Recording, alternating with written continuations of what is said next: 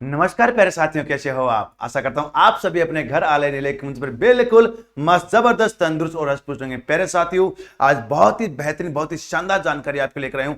आखिर किस प्रकार से आप अपने इन 60 दिनों का योजना चक्र बना करके अपने रणनीति तैयार करके आप अपने सिलेक्शन तक पहुंच सकते हैं। आखिर हिंदी व्याकरण में किस प्रकार से आप 30 में से 30 अंक प्राप्त कर सकते हैं, पूरे में से पूरे क्या पढ़ें, कैसे पढ़ें, संपूर्ण विश्लेषण आपको बताने वाला हूं। एक बार फटाफट से शेयर कर दीजिए ताकि मजा आज के सेशन में, आज के इस कार्यशाला में। बिल्कुल जी, नमस्ते बेटा, नमस्ते नमस्ते नमस्ते। तो लीजिए, सबसे पहले बात करते हैं आखिर अपने को क्या पढ़ना है, कितना पढ़ना है और कैसे पढ़ना है, अर्थात इन 60 दिनों का आखिर अपना योजना चक्कर क्या होना चाहिए। तो देखिए भाई साहब, अपने 60 दिनों का योजना चक्कर है वह अपने विषय को, पूरे विषय को ध्यान में रखते हुए होना चाहिए। यह नहीं कि भाई केवल अपन एक सब्जेक्ट पढ़ते रहें, क्योंकि बेटा एक सब्जेक्ट आपको केवल और केवल एक सब्जेक्ट अपने पूरे अंक दिला सकता है, लेकिन सिलेक्शन कभी नहीं करवा सकता। सिलेक्शन आपको करवाएगा सभी विषयों पर अगर अपन समुचित रूप से ध्यान दे, पूरे के पूरे अच्छे तरीके से ध्यान दे, तब आपका सिलेक्शन होगा। अगर अपन पूरा का पूरा पैटर्न देखें तो आप सबको पता है, मनोविज्ञान आपका 30 का आने वाला है, भाषा फर्स्ट आपके 30 की आने वाली है, भाषा सेकंड आपके 30 की आने वाली है, और अध्ययन विषय है वह आपका 60 का आने वाला है। जी हां, कितने का आने वाला है जी? 60 का आने वाला। अर्थात हर एक चीज आपको पता होनी चाहिए, हर एक चीज आपको बेहतरीन तरीके से पता होनी चाहिए। इसके अलावा अगर अपन बात करें आप हिंदी विषय के बारे में, आज आपको पूरी की पूरी रणनीति बताने वाला हूं। अगर हिंदी विषय का आपका बेहतरीन कंटेंट कहां से प्राप्त कर सकते हैं, किस प्रकार से आप पढ़ सकते हैं, हर एक चीज के बारे में आपको बताने वाला हूं। तो देखिए भाई साहब, अगर आप प्रत्येक विषय पर बराबर ध्यान देते हुए चलेंगे तो निश्चित तौर से आप अपने सिलेक्शन तक पहुंचेंगे, निश्चित तौर पर आप अपनी योजना को ज्यादा सुदृढ़ करेंगे। तो देखिए, सबसे पहले बात करते हैं अपन सर्वश्रेष्ठ संसाधन आखिर क्या पढ़ें, क्योंकि विद्यार्थियों के विषय में यह सबसे बड़ी अहम एक समस्या रहती है कि हम आखिर हिंदी व्याकरण को पढ़ें कहां से और कैसे पढ़ें, मूल स्रोत क्या होना चाहिए, और मूल स्रोत आपका ऑथेंटिक है या नहीं, यह हर चीज आपको जाननी जरूरी है। तो भाई साहब, सीधी की सीधी जो मैं आपको बता रहा हूं, यह एक आपको पुस्तक दिखाई दे रही है, मानक हिंदी व्याकरण और रचना। मानक हिंदी व्याकरण और रचना, यह आपकी एनसीईआरटी कक्षा 9 से लेकर के 12 तक, कक्षा 9 से लेकर के 12 तक यह पुस्तक आपकी चलती है। निश्चित ही बहुत ही बेहतरीन, बहुत ही शानदार तरीके से यहां पर विश्लेषण किया गया है। और इसके अलावा पूरी की पूरी हिंदी व्याकरण मैं आपको YouTube पर बिल्कुल फ्री पढ़ा रहा हूं। पूरी व्याकरण अपन कह सकते हैं, पूरी व्याकरण, और साथ में पूरी व्याकरण, भाषा शिक्षण, और एक अपन कह सकते हैं रचना और रचनाकार, हर एक चीज में आपको YouTube पर बिल्कुल निशुल्क पढ़ा रहा हूं। निश्चित तौर से एकदम से निशुल्क आपको उपलब्ध हो रही है आपके अपने लक्ष्य क्लासेज के द्वारा अपने YouTube चैनल पर लीजिए। तो अपन निश्चित तौर से यहां पर जाकर के आप यहां पर देख सकते हैं, YouTube चैनल पर अपने बहुत ही बेहतरीन तरीके से, बहुत ही शानदार तरीके से अपन हर एक चीज पढ़ रहे हैं। कोई फीस नहीं है, निःशुल्क तरीके से आप यहां पर ज्वाइन कर सकते हैं। इसके अलावा अगर बुक चाहिए तो यह पुस्तक आपके लिए सबसे बेहतरीन है, सबसे शानदार है, मानक हिंदी व्याकरण। क्योंकि सबसे बड़ी बात तो यह है कि यहां पर जो लिखा हुआ है वह विभाग को मानना पड़ेगा, क्योंकि ऑथेंटिक सोर्स है। यह कोई किसी नथु गेरे के द्वारा लिखी हुई नहीं है, यह अपने एनसीईआरटी के द्वारा लिखी हुई है, एक अपने रजिस्टर्ड संस्थान के द्वारा लिखी हुई है। ये बच्चों को पढ़ाई जाती है वह पुस्तक है। तो निश्चित तौर से यहां पर जो भी तथ्य आपके दिए हुए, जो भी शब्द दिए हुए, जो शब्दावली दी हुई है, हर एक चीज आपको माननी पड़ेगी। तो आप अपना मूल स्रोत इसे बना सकते हैं, मूल स्रोत आप इस पुस्तक को बना सकते हैं, और मूल स्रोत बनाकर के आप बेहतरीन तरीके से, शानदार तरीके से अपने व्याकरण तैयार कर सकते हैं। इसके अलावा आखिर आपको पढ़ना कैसे है, किस प्रकार से पढ़ना है, उसके विषय में अगर मैं आपको बताना चाहूं कैसे पढ़ें, आखिर सीखने की विधि क्या है। सबसे बड़ी समस्या विद्यार्थियों की यही रहती है कि सर हमने पढ़ तो लिया, लेकिन हमें पता नहीं चल पा रहा है कि यह पढ़ा हुआ हमारी याद है या नहीं है, प्रश्न हम परीक्षा में हल कर पाएंगे या नहीं हल कर पाएंगे। यह बड़ी समस्या विद्यार्थियों के सामने रहती है। तो साथियों, आपको पढ़ने का सही तरीका मैं आपको आज बताता हूं। सबसे पहले आप पूरी की पूरी जो थ्योरी है, कंटेंट है, वह अच्छे तरीके से पढ़ें, थ्योरी को अच्छे तरीके से पढ़ें। सबसे पहले आपको यह काम करना है, थ्योरी को अच्छे तरीके से पढ़ें, अच्छे तरीके से पढ़ें। और केवल थ्योरी पढ़ने से काम नहीं चलेगा बेटा, पहले तो आपने थ्योरी को अच्छे तरीके से पढ़ लिया, और पढ़ने के बाद उसको गुणों। अरे पढ़ने से कभी सिलेक्शन नहीं होता है, उसको आप व्यवहार में लाओ, प्रैक्टिकल में लाओ। जब तक आप प्रैक्टिकल नहीं करोगे तब तक भाई साहब आपका सिलेक्शन होने वाला नहीं है, आपकी पात्रता परीक्षा आपकी है यूपी टेट पास होने वाली नहीं है। तो इसके लिए सबसे ज्यादा जरूरी है थ्योरी को पढ़ने के बाद आप मॉक टेस्ट निकालें। सबसे पहले तो PYQ निकालें, और PYQ कंप्लीट PYQ अपने यूपी टेट के हमने यूट्यूब पर बिल्कुल निःशुल्क करवा रखे हैं। इसके अलावा टॉपिक वाइज मॉक टेस्ट दें और टॉपिक वाइज MCQ, ये सबसे महत्वपूर्ण है, यह सबसे जरूरी है भाई साहब। मॉक टेस्ट, PYQ और MCQ हर एक चीज आपके लिए जरूरी है। जब तक आप इस तक नहीं पहुंचोगे निश्चित तौर से मान लेना आप अपने विषय में, आप भले कोई भी विषय आप पढ़ रहे हो, आप उसमें महारत हासिल नहीं कर पाओगे। इसके अलावा इसके बाद एक आप मॉडल पेपर जरूर निकालें, क्योंकि मॉडल पेपर आपको परीक्षा का पूरा पैटर्न बताता है। मॉडल पेपर आप जरूर हल करें, मॉडल पेपर, और वो भी मॉडल पेपर भी यूं नहीं हर कैसे हल कर लिया, नियत बैठक में हल करें। एक बैठक में आपको हल करना जरूरी है, तो निश्चित तौर से मॉडल पेपर एक बैठक में हल करें। मॉडल पेपर एक बैठक में हल करें, एक बैठक में हल करना आपका जरूरी है।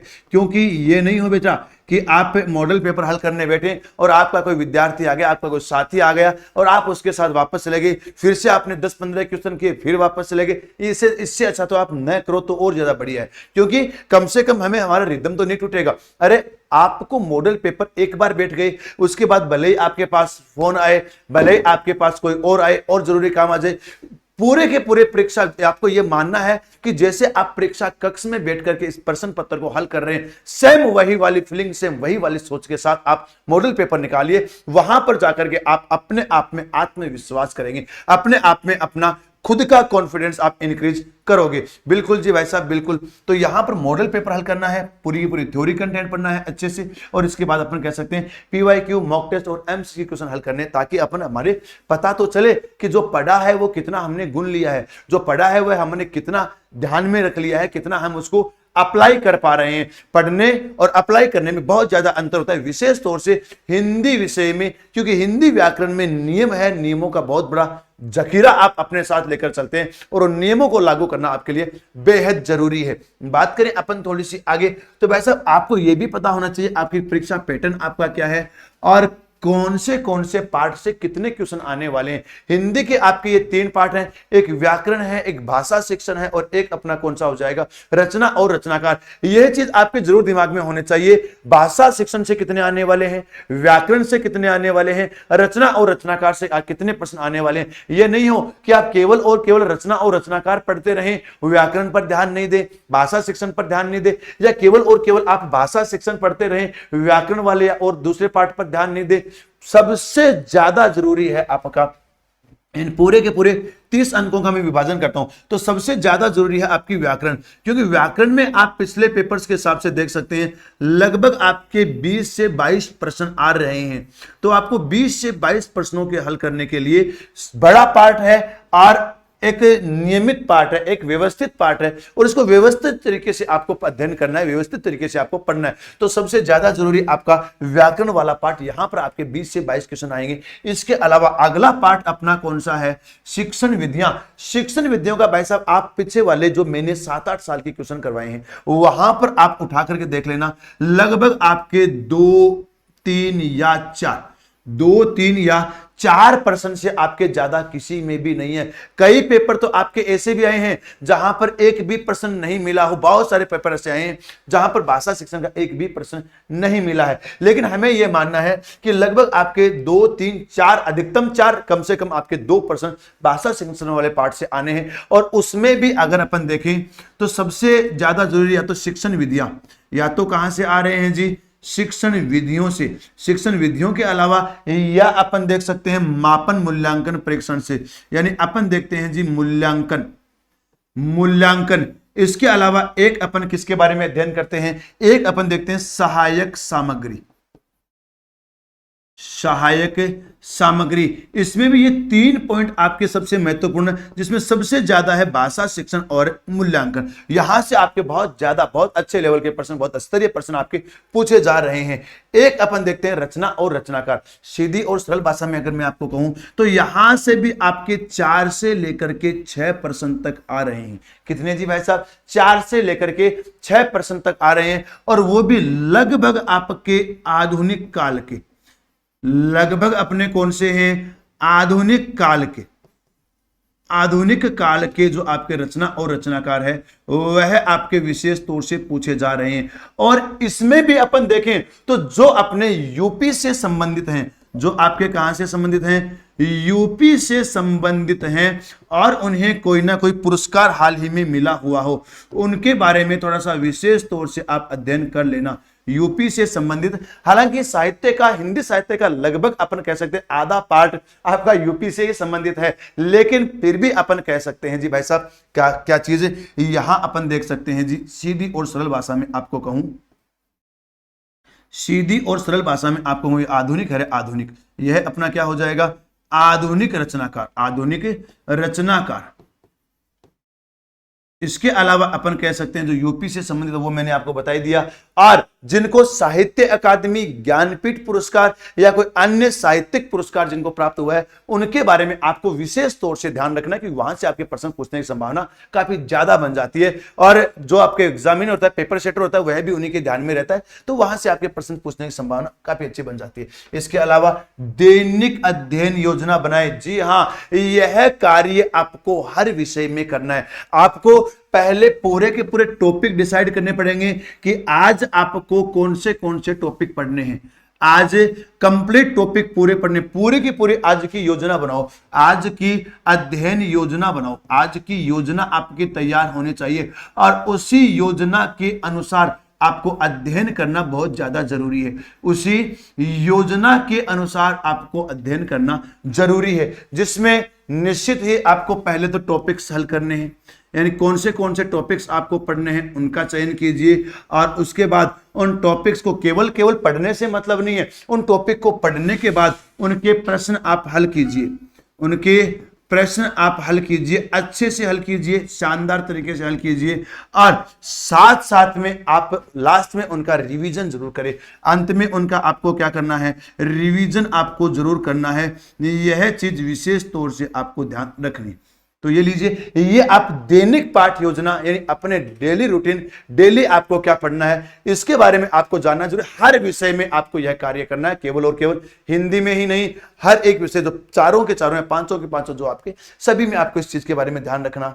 और ध्यान रखना अंतिम प्रहार। साथियों, इससे पहले मैं एक बार बार आपसे बोल रहा हूं, इससे पहले यह यूपी टेट आपकी 2021 में आई थी। जी हां, 2021 में आई थी, जिसकी परीक्षा आपकी जनवरी 2022 में हुई, जिसकी परीक्षा आपकी क्या हुई थी? जनवरी 2022 में आयोजित की गई थी। और उसके बाद एक बड़ा अंतराल, लगभग अपन कह सकते हैं 5 वर्ष बाद, 5 वर्ष बाद यह आपकी आई है परीक्षा एक बार से दोबारा। यानी अपन कह सकते हैं अगर इस बार आपने यह परीक्षा इस बार अगर आपने परीक्षा यह उत्तीर्ण नहीं की है, तो एक बार पुनः आप सोच सकते हो सकता है 2030 भी निकल जाए, और निकल जाए नहीं, हो सकता है तब तक आप ओवर एज हो जाओ। और जो विशेष तौर से उन बालकों के लिए या उन अध्यापकों के लिए